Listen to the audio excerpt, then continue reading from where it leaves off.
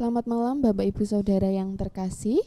Masih bersama saya Fani di Renungan Jumat. Saat ini saya bersama dengan Bu Anung. Bapak Ibu Saudara yang terkasih, bersama-sama kita dengan keluarga di rumah masing-masing hendak memuji nama Tuhan dan juga mendengarkan sabda firman Tuhan. Tetapi sebelumnya marilah kita memuji nama Tuhan dengan menyanyikan PKJ nomor 13. Kita buka PKJ nomor 13, kita masuk rumahnya bait yang pertama dan bait yang kedua.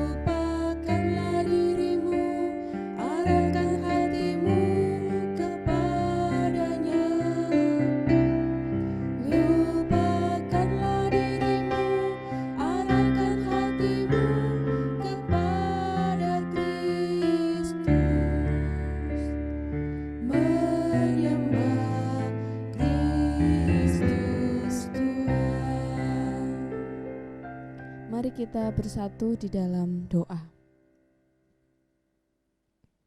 Selamat malam Tuhan Yesus. Pada saat ini kami mengucap syukur Tuhan untuk setiap berkat yang Tuhan berikan kepada kami hari lepas hari.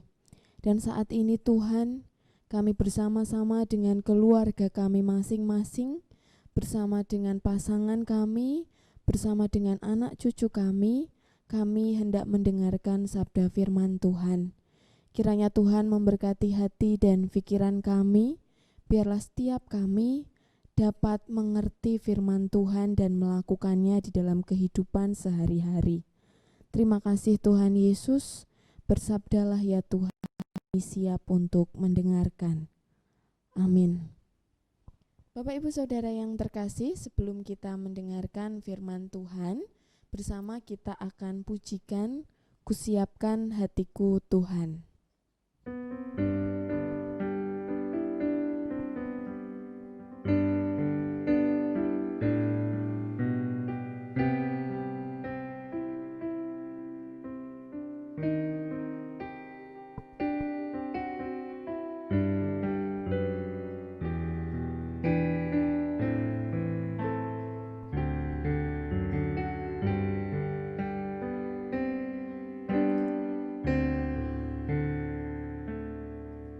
Kusiapkan hatiku Tuhan untuk dengar firman-Mu saat ini.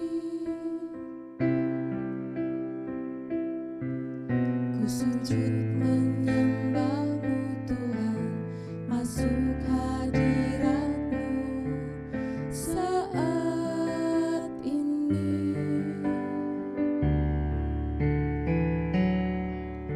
Curahkan urapan-Mu Tuhan bagi jemaat-Mu saat ini. Ku siapkan hatiku Tuhan untuk dengar firman-Mu.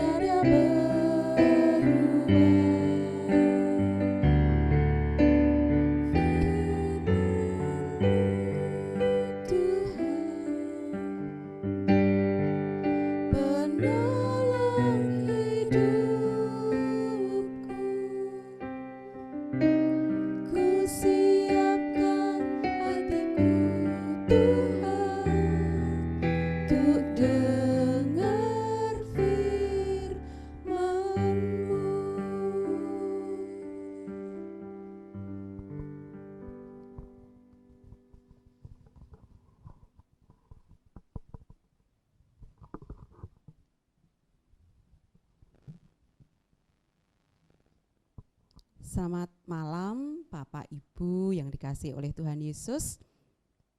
Bersyukur sekali pada malam hari ini kita bisa diperjumpakan kembali dalam keadaan sehat. Nah, bersama kita akan belajar tentang firman Tuhan, namun sebelumnya kita akan berdoa. Berfirmanlah Bapa, kami siap untuk mendengarkan. Biarlah Roh Kudus yang menguasai hati dan pikiran kami, menolong kami untuk mengerti apa maksud dari firman-Mu. Demi Kristus Yesus kami berdoa. Amin. Bapak Ibu yang dikasihi Tuhan, firman Tuhan pada malam hari ini terambil dari Injil Lukas 10, khususnya ayat yang ke-33 sampai dengan ayat yang ke-37. Mari kita akan membuka Alkitab kita dan kita akan memperhatikan bacaan kita. Saya akan baca dari atas. Jadi dari ayat yang ke-30 sampai dengan ayat yang ke-37. Demikian firman Tuhan. Jawab Yesus, adalah seorang yang turun dari Yerusalem ke Yeriko. Ia jatuh ke tangan penyamun-penyamun yang bukan saja merampoknya habis-habisan, tetapi yang juga memukulnya dan yang sesudah itu pergi meninggalkannya setengah mati. Kebetulan ada seorang imam turun melalui jalan itu. Ia melihat orang itu, tetapi ia melewatinya dari seberang jalan. Demikian juga seorang Lewi datang ke tempat itu. Ketika ia melihat orang itu, ia melewatinya dari seberang jalan. Lalu datang seorang Samaria yang sedang dalam perjalanan ke tempat itu. Dan ketika ia melihat orang itu, tergeraklah hatinya oleh belas kasihan. Ia pergi kepadanya, lalu membalut luka-lukanya. Sesudah ia menyiraminya dengan minyak dan anggur. Kemudian ia menaikkan orang itu ke atas keledai tunggangannya sendiri, lalu membawanya ke tempat penginapan dan merawatnya. Keesokan harinya ia menyerahkan 2 dinar kepada pemilik penginapan itu. Katanya, rawatlah dia. Dan jika kau belanjakan lebih dari ini, aku akan menggantinya waktu aku kembali. Siapakah di antara ketiga orang ini menurut pendapatmu adalah sesama manusia dari orang yang jatuh ke tangan penyamun itu? Jawab orang itu, orang yang telah menunjukkan belas kasihan kepadanya. Kata Yesus kepadanya, pergilah dan perbuatlah demikian.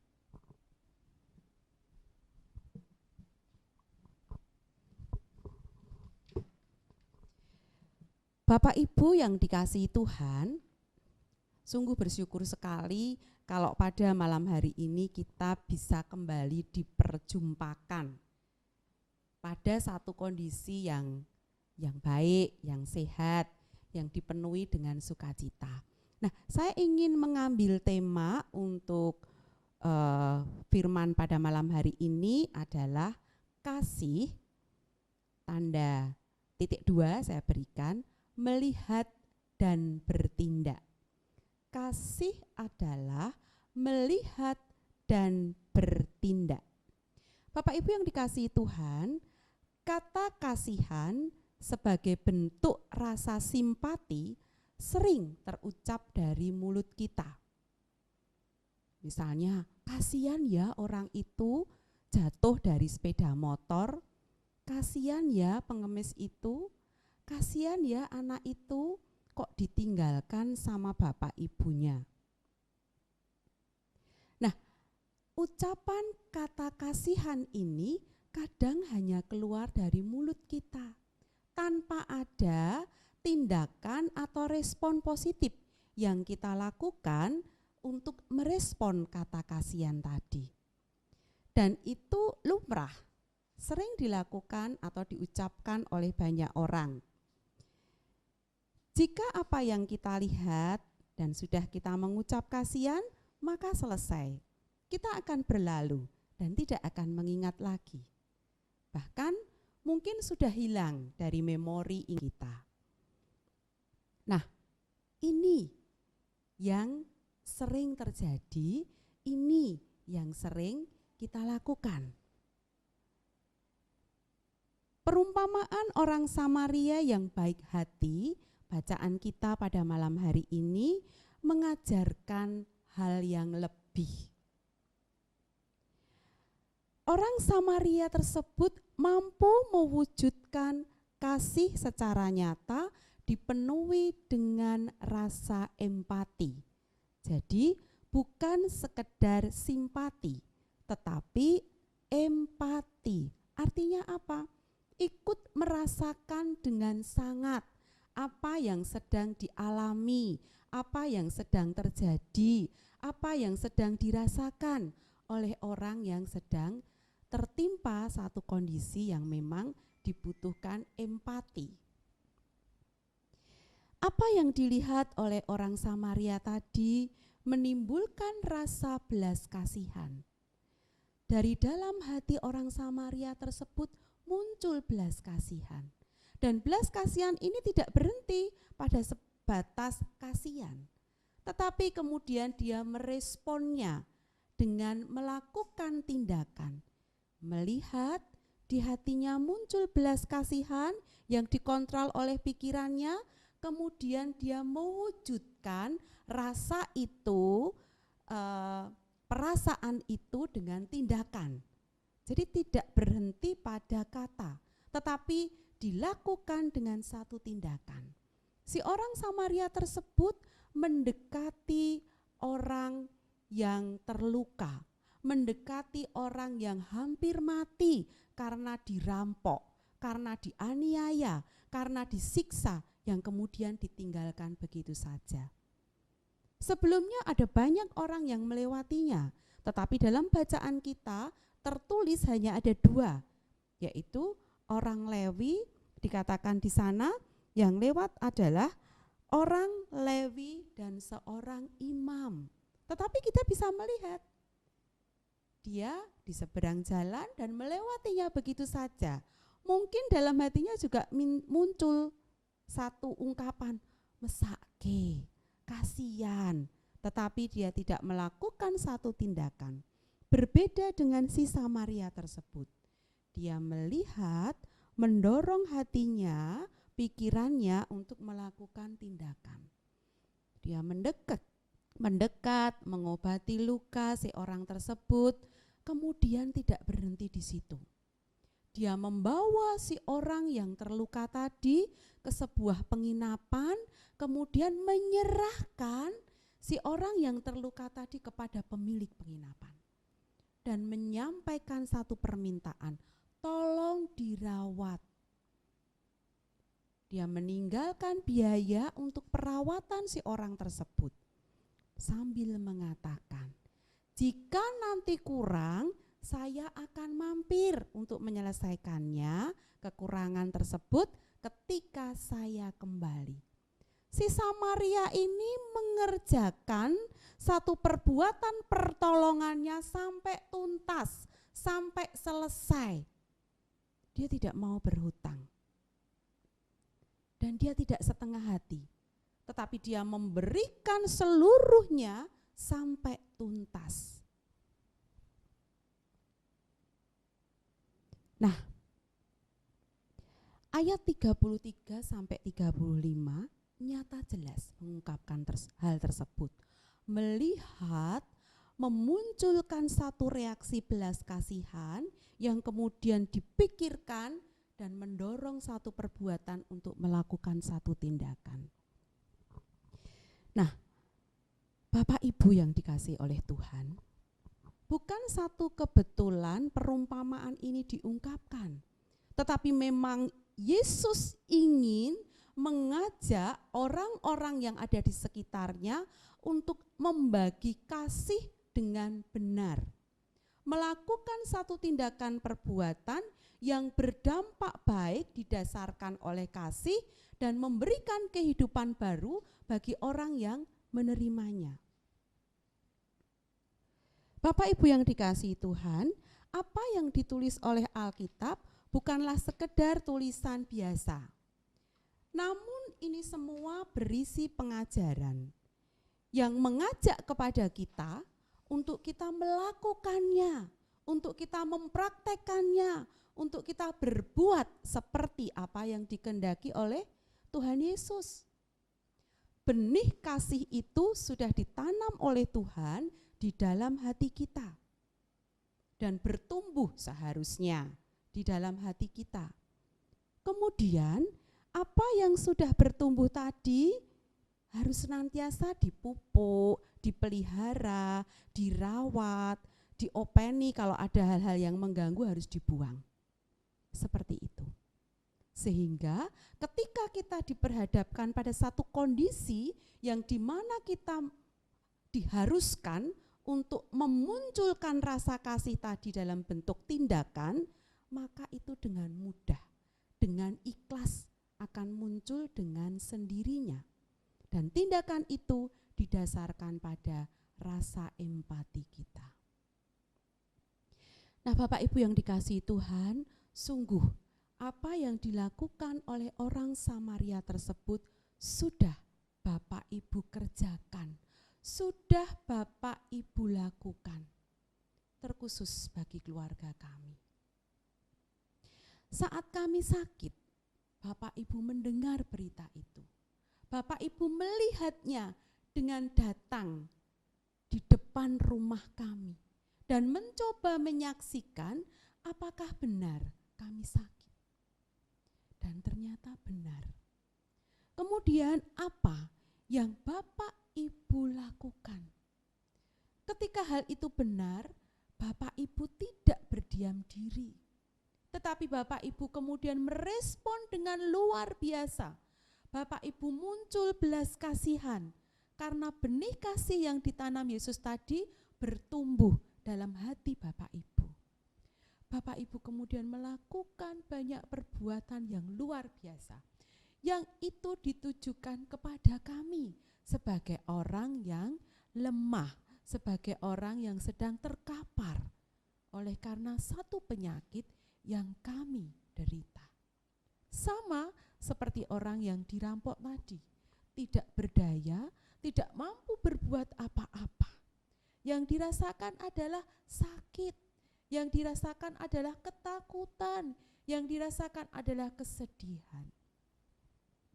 Tetapi luar biasa yang kami rasakan, ada kasih yang muncul dari Bapak Ibu yang nyata-nyata Bapak Ibu wujudkan melalui perbuatan Bapak Ibu. Entah itu berupa doa, entah itu berupa support, entah itu berupa Bapak Ibu memberikan logistik kepada kami.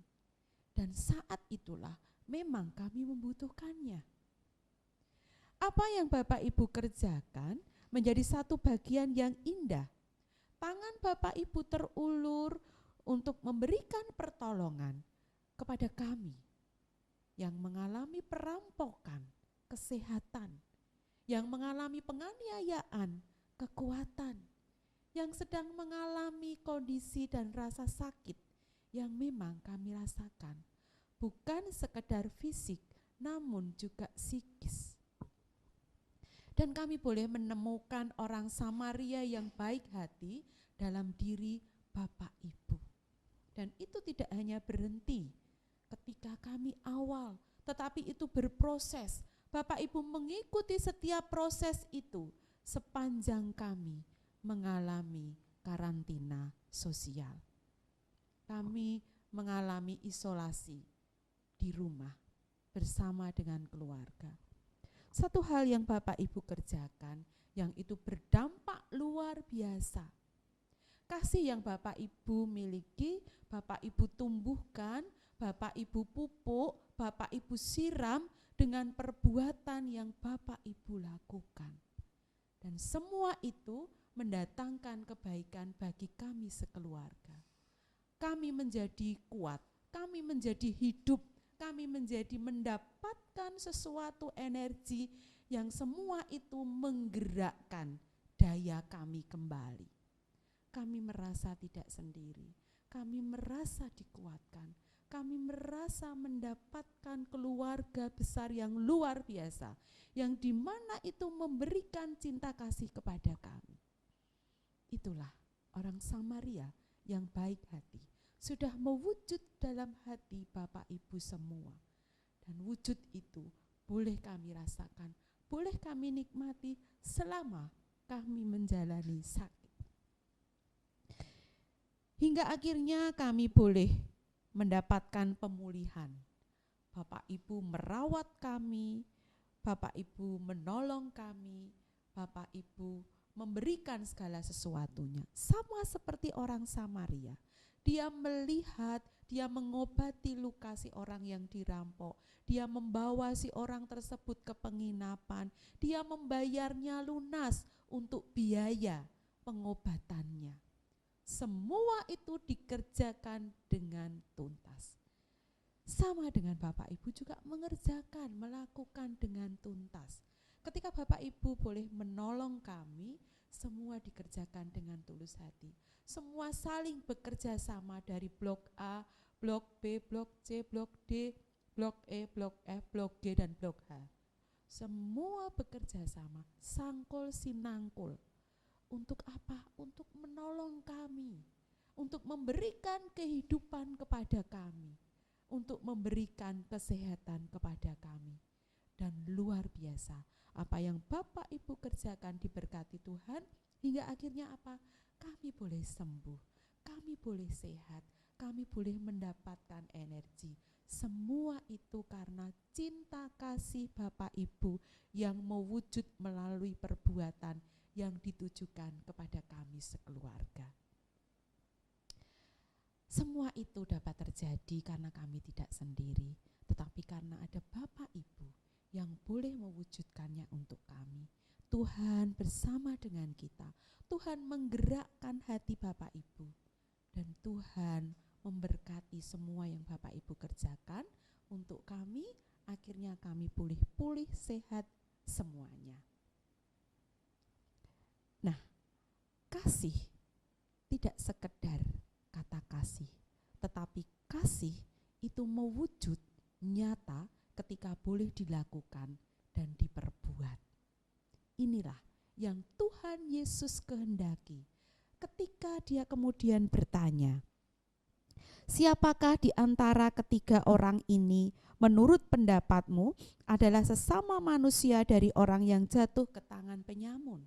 Dan dijawab di sana, yaitu orang Samaria. Bapak Ibu adalah sesama saya yang mau menunjukkan cinta kasih, yang mau mewujudkan cinta kasih itu dalam kehidupan kebersamaan kita. Dan itu tidak sia-sia. Buktinya apa? Energi yang Bapak Ibu berikan menguatkan kami. Energi yang Bapak Ibu berikan berdampak bagi seluruh jemaat. Karena apa? Ada energi cinta kasih yang muncul. Kekuatan kerjasama, kekuatan saling menopang, kekuatan saling menunjukkan, bisa membantu, bisa menolong, itu menjadi energi yang luar biasa, khususnya untuk GKJ Tlogosari ini. Dan biarlah ini tidak hanya berlaku bagi kami, tetapi mari kita bagikan energi kasih ini kepada setiap orang yang kita temui dan memang mereka membutuhkan pertolongan, siapapun itu tanpa kita memandang.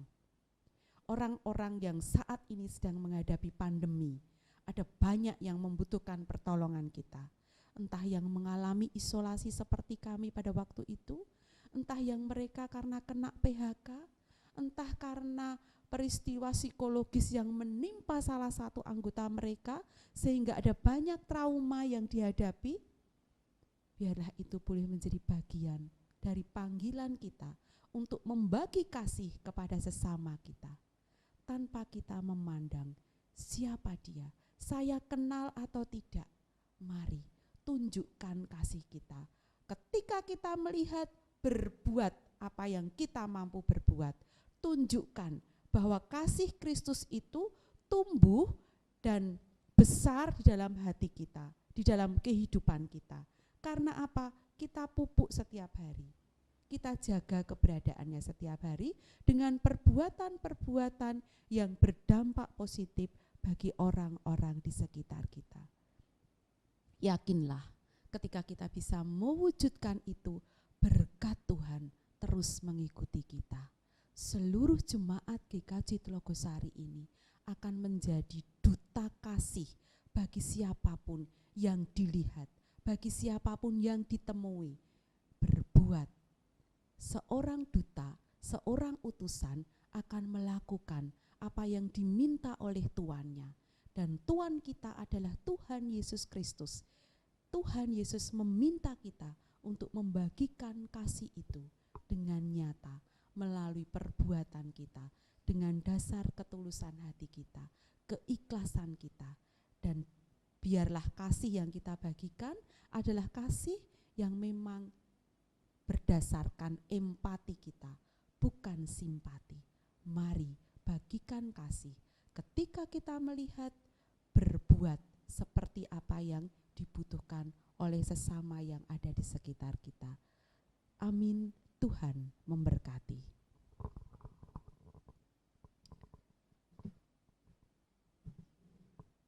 Mari kita bersatu dalam doa. Mengucap syukur untuk firman-Mu yang sudah tertabur pada malam hari ini Tuhan. Firman yang boleh menguatkan kami, firman yang boleh mengajar kepada kami untuk bagaimana kami membagikan kasih kepada setiap orang yang membutuhkannya.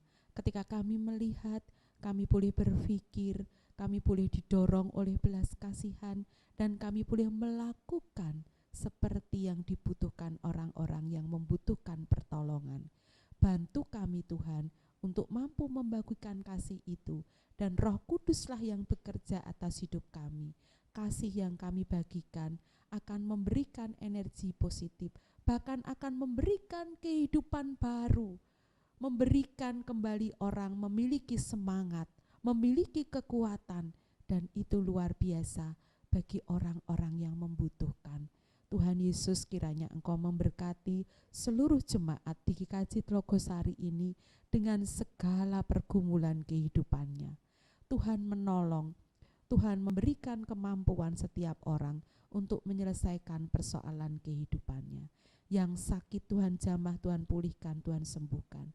Dan biarlah seluruh jemaat GKJ Tlogosari ini boleh sangkul sinangkul ing pot repot, boleh terus guyup, boleh terus menunjukkan bahwa satu dengan yang lain diikat oleh cinta kasih yang datang dari Tuhan.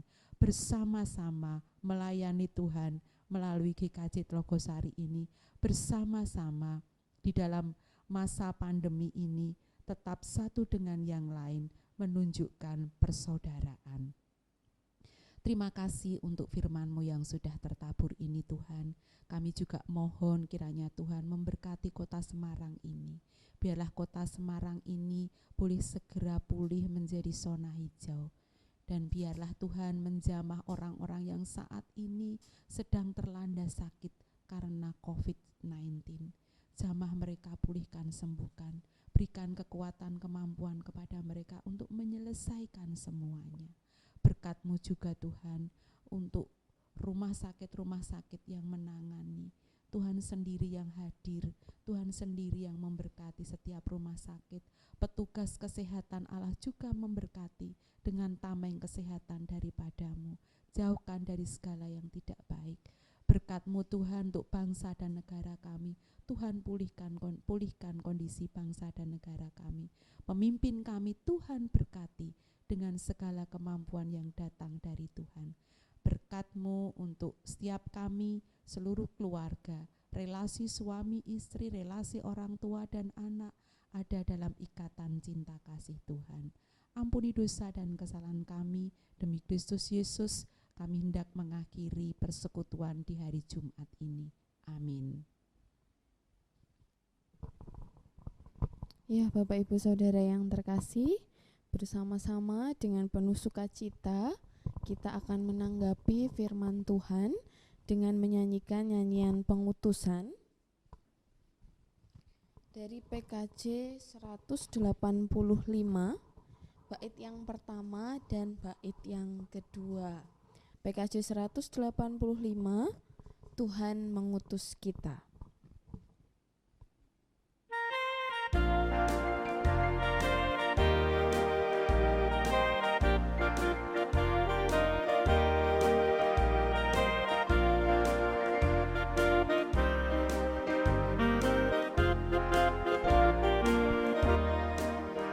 Tuhan mengutus kita ke dalam dunia, bawa pelita kepada yang gelap. Meski dihina serta dilanda duka, harus melayani dengan sepenuh. Dengan senang, marilah kita melayani umat-Nya. Dengan senang, berarti kita memuliakan nama-Nya.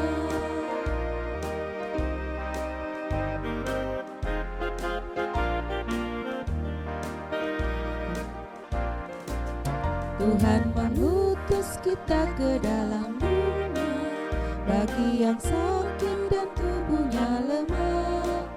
Meski dihina serta dilanda duka, harus melayani dengan sepenuh.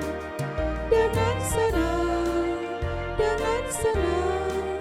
marilah kita melayani umat-Nya. Dengan senang, berarti kita memuliakan nama-Nya.